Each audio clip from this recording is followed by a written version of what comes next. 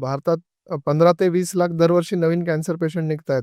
तर ते पुढे नेक्स्ट 5 इयर्समध्ये पाहिलं तर ते 20चं तो 30 पर्यंत जाणार. 30 लॅक्स इयरली न्यू पेशंट निघणार. सो असं प्रेडिक्शन आहे WHO आणि ग्लोबोकॅनचं. 2040 पर्यंत तो 50 लाखही जाऊ शकतो. सो आपल्याला आता सगळ्यात महत्त्वाचं प्रिव्हेन्शन आहे. प्रिव्हेन्शन म्हणजे काय, की कॅन्सर होऊ नये म्हणून आपण काय-काय करू शकतो Indians. As a Indian citizen आपली रिस्पॉन्सिबिलिटी आहे, की आपले सगळेच लोकं कसे हेल्दी राहतील. सो ॲज अ डॉक्टर मी फक्त क्युअर तर करणारच, पण लोकांना कॅन्सर झालाच नाही पाहिजे हा माझा प्रयत्न मग असणार. आता यासाठी जर का तुम्ही बोलताय लोकांना कॅन्सर झालाच नाही पाहिजे.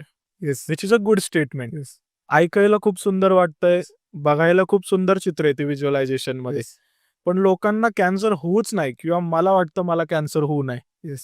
तर मला जर कॅन्सर होऊ नये, तर यासाठी मी काय केलं पाहिजे? त्यात 3-4 गोष्टी आहेत. सगळ्यात महत्त्वाचं म्हणजे कोणत्याही प्रकारचं ॲडिक्शन नको.